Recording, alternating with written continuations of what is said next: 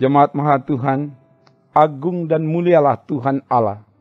Dia Allah yang Immanuel, selalu menyertai dan menuntun kita dengan firman-Nya. Kini firman-Nya akan disampaikan dari Injil Yohanes pasal 1 ayat 1 sampai 18. Sebelum membaca dan merenungkan firman ini, mari berdoa.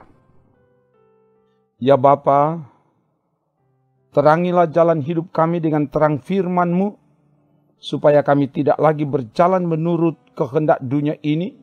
Kami tidak lagi berjalan di tengah kegelapan dunia ini, tapi kami berjalan di terang Tuhan berdasar pada firman. Makanya saat ini kami akan baca renungkan firman, biar roh Tuhan yang singkapkan kebenaran firman. Ke dalam kuasa-Mu Bapa hamba serahkan, dalam nama Tuhan Yesus. Haleluya. Amin. Firman Tuhan akan disampaikan dari Injil Yohanes pasal 1 ayat 1 sampai 18. Begini dikatakan. Pada mulanya adalah firman. Firman itu bersama-sama dengan Allah, dan firman itu adalah Allah. Ia pada mulanya bersama-sama dengan Allah. Segala sesuatu dijadikan oleh Dia, dan tanpa Dia tidak ada sesuatu pun yang telah jadi dari segala yang telah dijadikan. Dalam Dia ada hidup, dan hidup itu adalah terang manusia. Terang itu bercahaya di dalam kegelapan, dan kegelapan itu tidak menguasainya. Datanglah seorang yang diutus Allah, namanya Yohanes. Ia datang sebagai saksi untuk memberi kesaksian tentang terang itu, supaya oleh dia semua orang menjadi percaya. Ia bukan terang itu, tetapi ia harus memberi kesaksian tentang terang itu. Terang yang sesungguhnya yang menerangi setiap orang sedang datang ke dalam dunia. Ia telah ada di dalam dunia, dan dunia dijadikan olehnya, tetapi dunia tidak mengenalnya.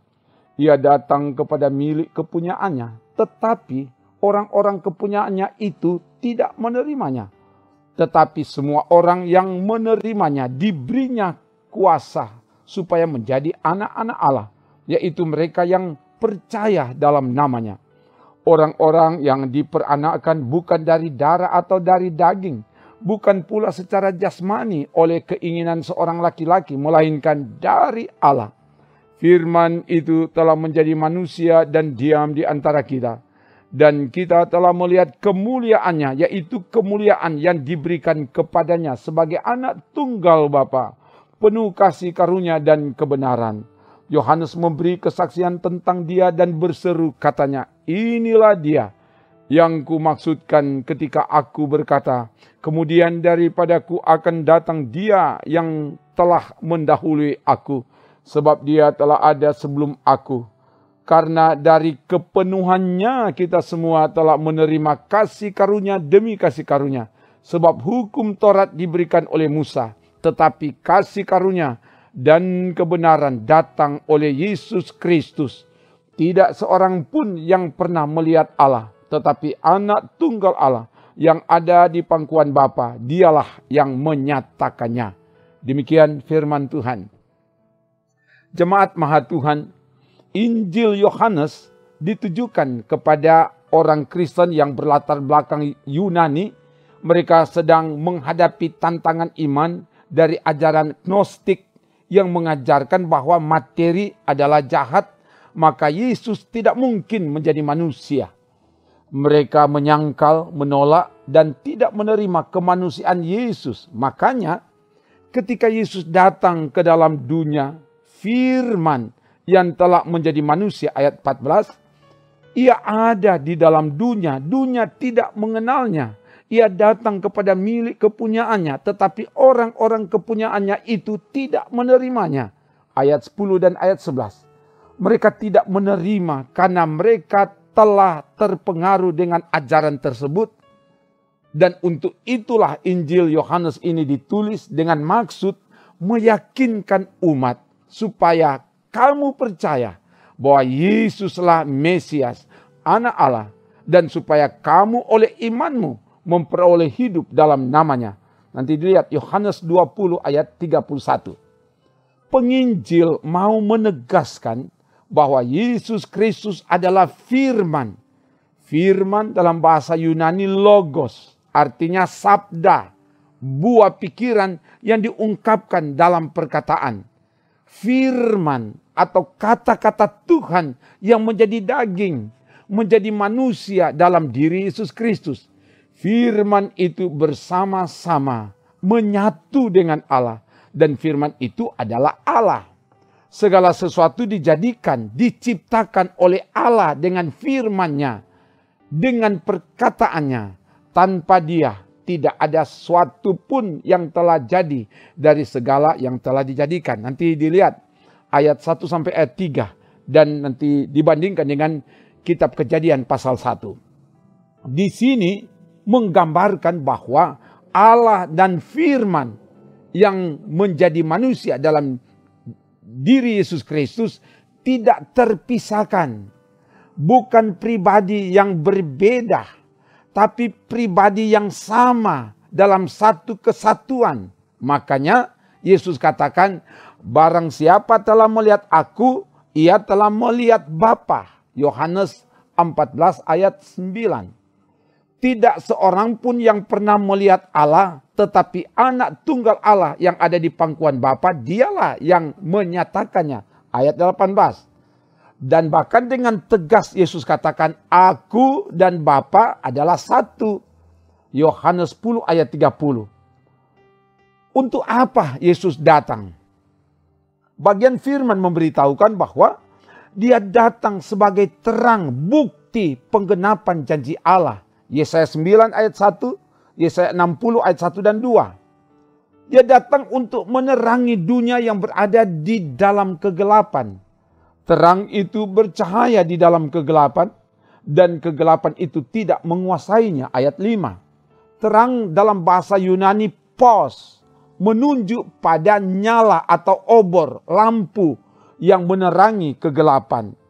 Terang yang sejati menunjuk kepada Yesus. Tidak ada yang dapat mengalahkannya. Dialah terang yang sesungguhnya, yang menerangi setiap orang. Ayat 9 bacaan kita. Selanjutnya Yesus datang, Dia datang untuk memberi hidup. Sebab Dialah hidup yang sesungguhnya. Ayat 4. Sebagaimana kata Yesus, aku datang supaya mereka mempunyai hidup dan mempunyainya dalam segala kelimpahan. Yohanes 10 ayat 10b. Mempersiapkan kedatangan Yesus. Yohanes diutus oleh Allah. Ia bukan terang itu, tapi harus memberi kesaksian tentang terang itu. Ayat 6 sampai 8. Yohanes bersaksi bahwa Yesus telah datang sebelum ia datang. Ayat 15. Dari Yesus kita menerima kasih karunia demi kasih karunia. Ayat 16. Kasih karunia dan kebenaran bersumber dari Yesus Kristus. Ayat 14 dan ayat 17. Kesaksian ini disampaikan oleh Yohanes supaya semua orang menjadi percaya dan menerima Yesus. Ayat 7b. Yang tidak menerima, yang tidak percaya, tidak memperoleh hidup yang sesungguhnya. Nanti lihat Yohanes 3 ayat 16 dan Yohanes 6 ayat 47. Tetapi semua orang yang menerimanya diberinya kuasa supaya menjadi anak-anak Allah, yaitu mereka yang percaya dalam namanya. Ayat 12. Diperanakkan oleh Allah bukan dari darah dan daging, bukan secara jasmani, tetapi atas kehendak Allah. Ayat 13. Setiap orang yang menerima dan percaya kepadanya diangkat dan ditetapkan oleh Allah menjadi anak-anak Allah. Ini yang luar biasa. Setiap orang yang menerima percaya kepada Yesus Kristus diangkat dan ditetapkan sebagai anak-anak Allah. Jadi kita orang-orang percaya, kita menjadi anak Allah, anak raja. Makanya ada lagu, aku anak raja, engkau anak raja. Kita semua anak raja. Sebagai orang percaya, kita diangkat dan diberi kuasa menjadi anak-anak Allah. Melalui cara Allah yang datang ke dalam dunia. Datang ke dalam dunia, lahir di Bethlehem. Sengsara, menderita, mati dan bangkit untuk menebus, mengampuni dan menyelamatkan kita. Karena itu, apa yang harus kita lakukan di hidup ini? Pertama, kita harus wajib hidup taat dan setia melakukan kehendak Allah. Itu DP korelasi diangkat sebagai anak Allah, kita harus hidup sesuai dengan Dia yang mengangkat kita. Menetapkan kita menjadi anak Allah. Kita harus hidup taat setia melakukan kehendak Allah. Yang kedua, kita harus menjadi terang. Menyebarkan terang ke sekeliling hidup ini. Supaya kegelapan secara berangsur sirna. Terang identik dengan kebenaran. Kita harus menyebarkan kebenaran ke sekeliling hidup kita. Supaya orang-orang yang ada di sekeliling kita akan terpengaruh dengan cara hidup kita. Yang ketiga, kita harus bersedia menjadi saksi terus-menerus kepada semua orang. Supaya melalui cara hidup kita, semua orang menjadi percaya dan menerima Yesus. Supaya memperoleh hidup yang kekal. Semoga demikian. Haleluya. Amin. Mari berdoa. Terima kasih Bapa, firman-Mu telah diberitakan. Biar firman-Mu ini terpatri, termeterai di loh hati kami. Dan terbuktikan di perilaku hidup kami. Dalam nama Yesus. Dan Engkau tolong berkati semua yang mengikuti pelayanan ini. Dimanapun mereka berada. Biar kuasa Tuhan akan menyertai. Sehingga firman ini mengubahkan. Dan semua yang mengikuti ini, biar Tuhan jamah. Yang lemah dikuatkan, yang sakit disembuhkan, yang berkekurangan dicukupi. Dan yang berbeban berat Engkau angkat, beban diganti dengan kelegaan. Ini doa kami Bapa. Kami minta semua ini dalam nama Tuhan Yesus. Haleluya. Amin. Demikian pelayanan firman dan doa. Tuhan Allah menjaga, menolong, memberkati, memberi kemenangan, memberi kemujuran dan keselamatan kepada kita. Kini dan selamanya. Amin. Trims.